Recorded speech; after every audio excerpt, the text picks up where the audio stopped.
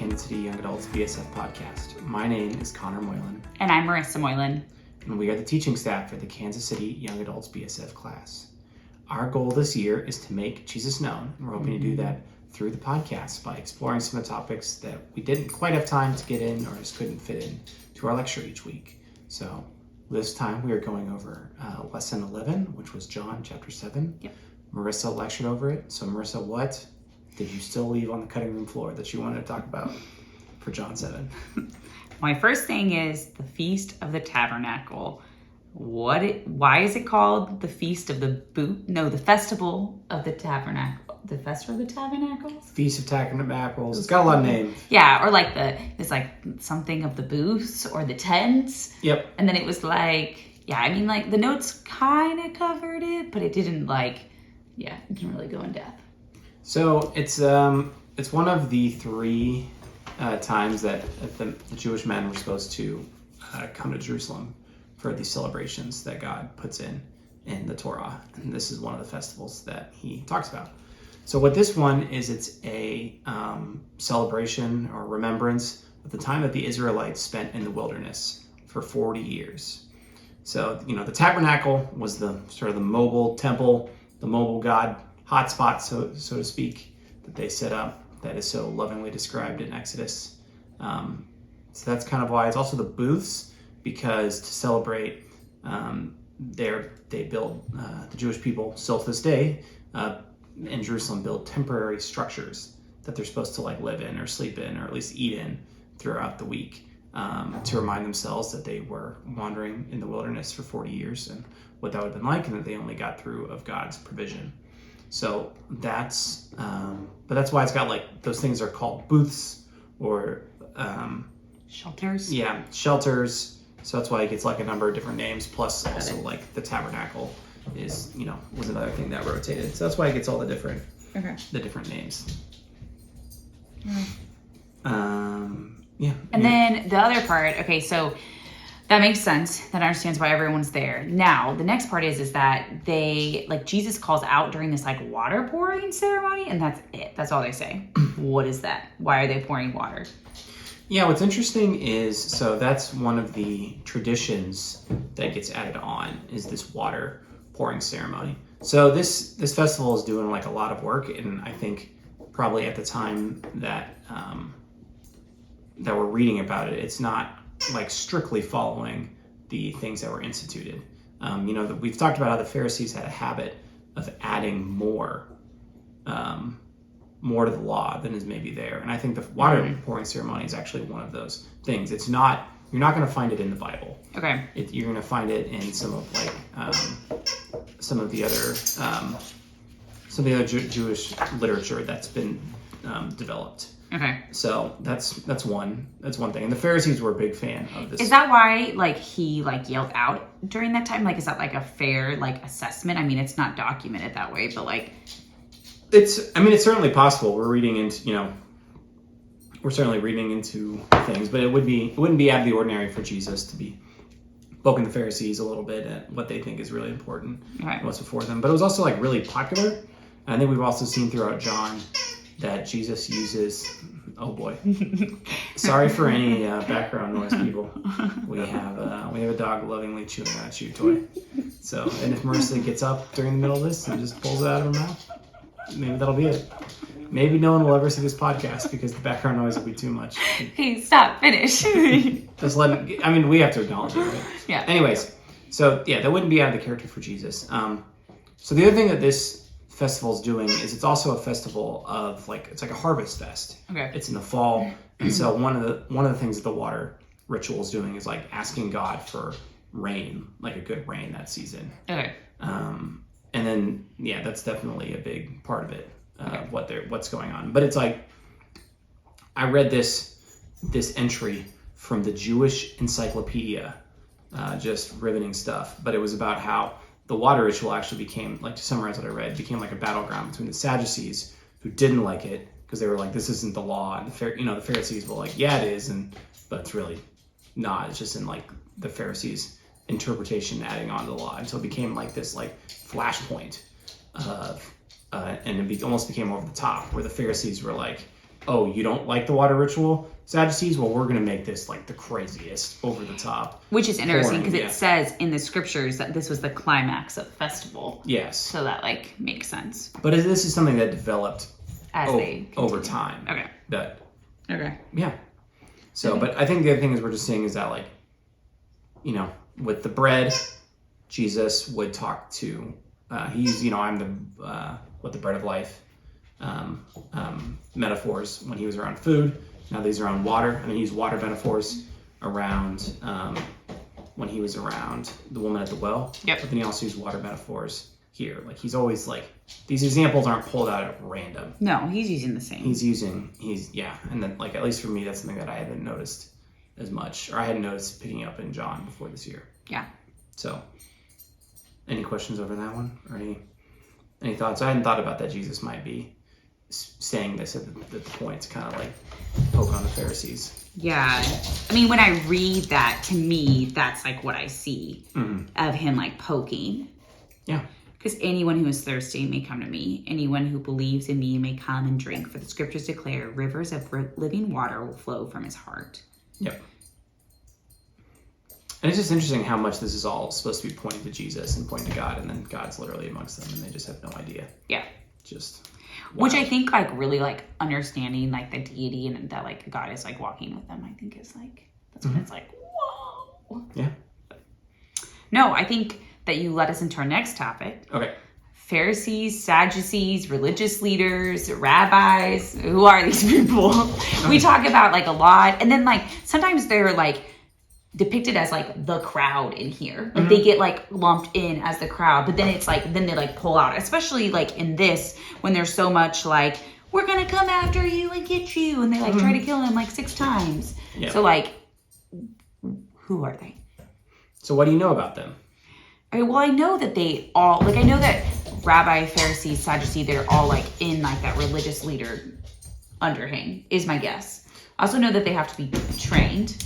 I also know that Paul was a Pharisee. Yep. So I'm, like, assuming that, like, they, like, are also part of, like, keeping the law of, like, the Jews, because, like, that was, like, his big things. He, like, tried to kill all the Christians. Yeah.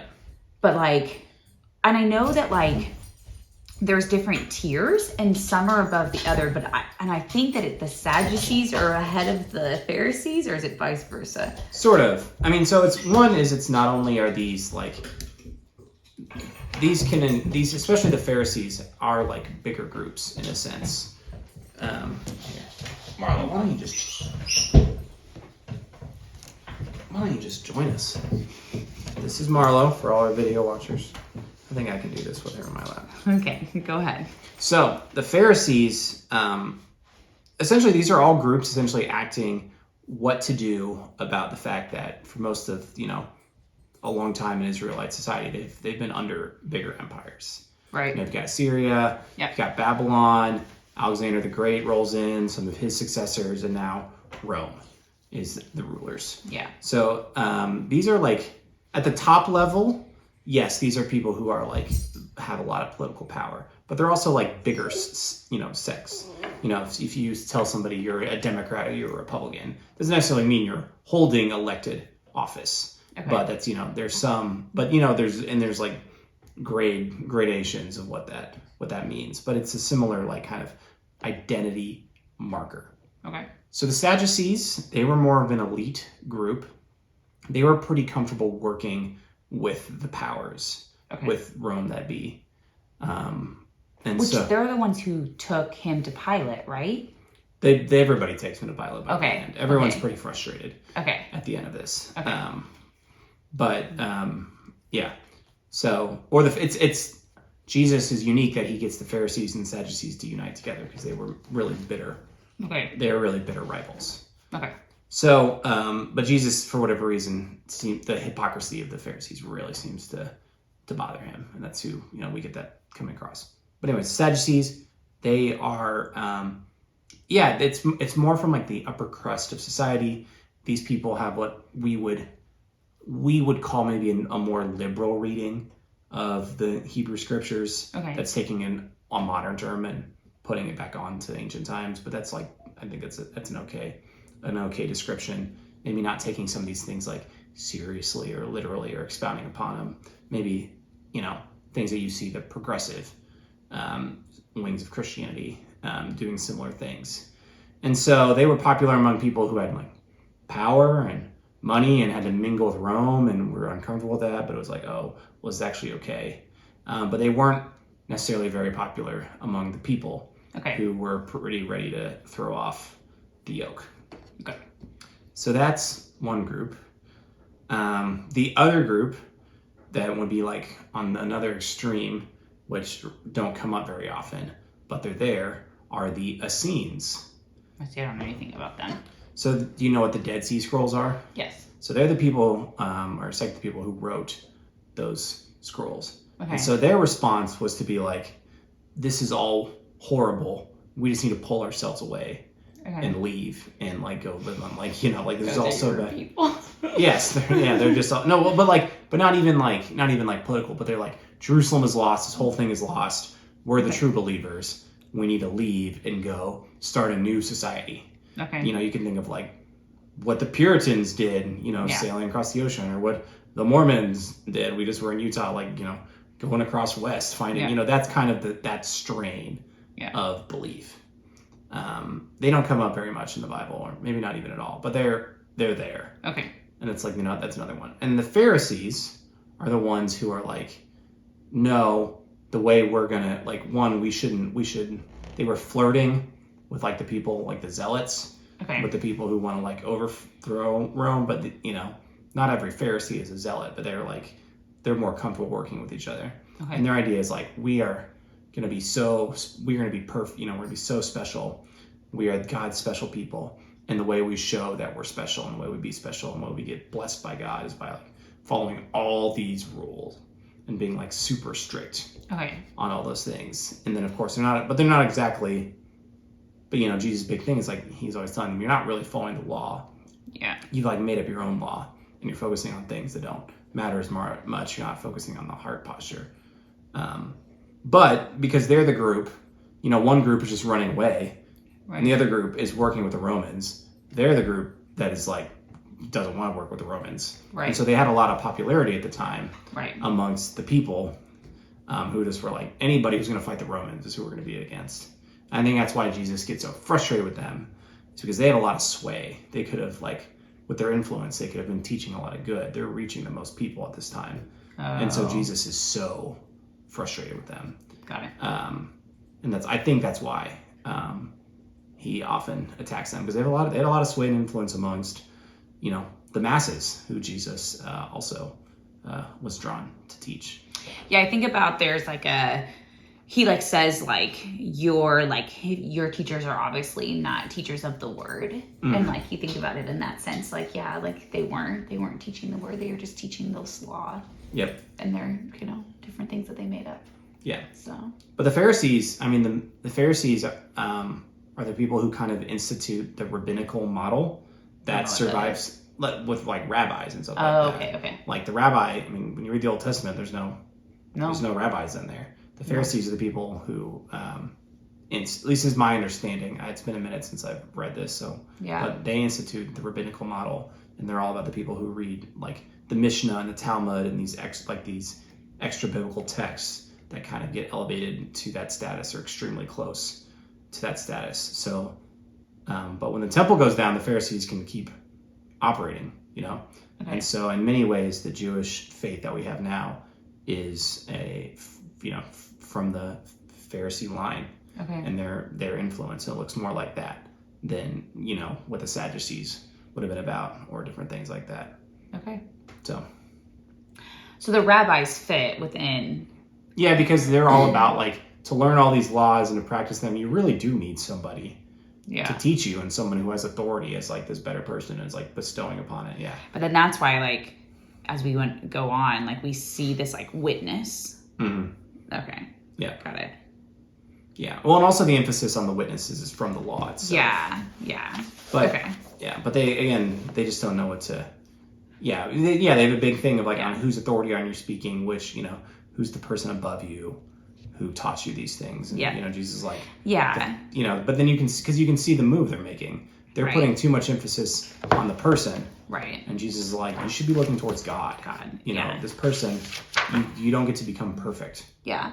Which also like thinks like if you like apply it to us, it's like, are you more worried about like what one person says? Maybe it's like your pastor or a mentor or your spouse or a best friend than like what God is saying. Yep. Like, and are you able to decipher that? Because like it can be really hard. Like, yeah, I mean, you and I have had disagreements when I've been like, no, this is what I'm supposed to do. Or you've been the same, you know, you've said that, but we have just thought something different, but like had to like just like relent to each other and know that like trust that like we were having like a better communication with God. Yeah.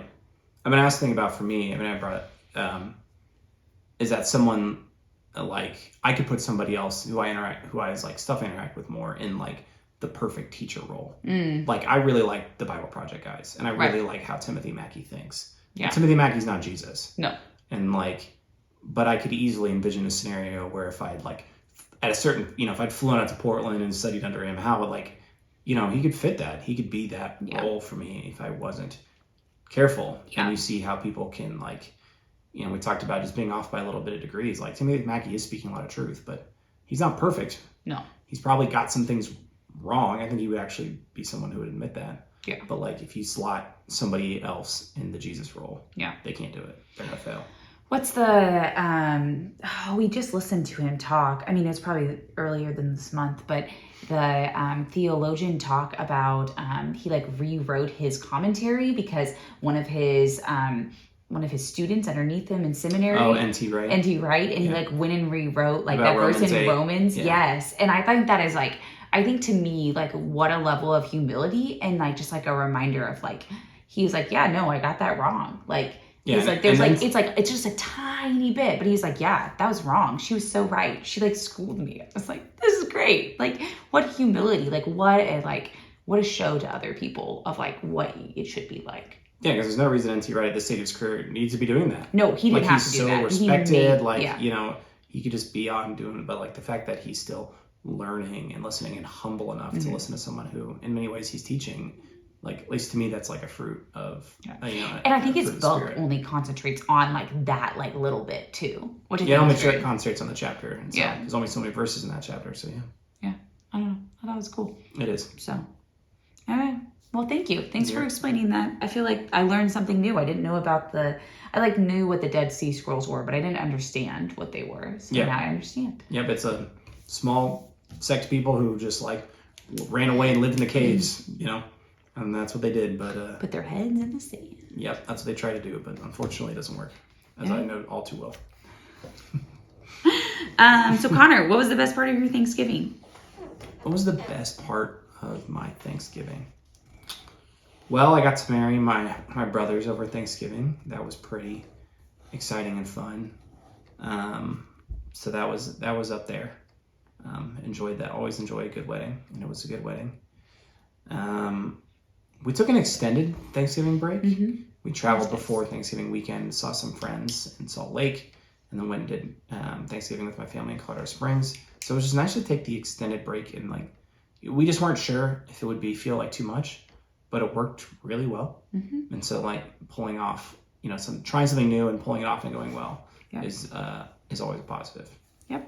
So what about you?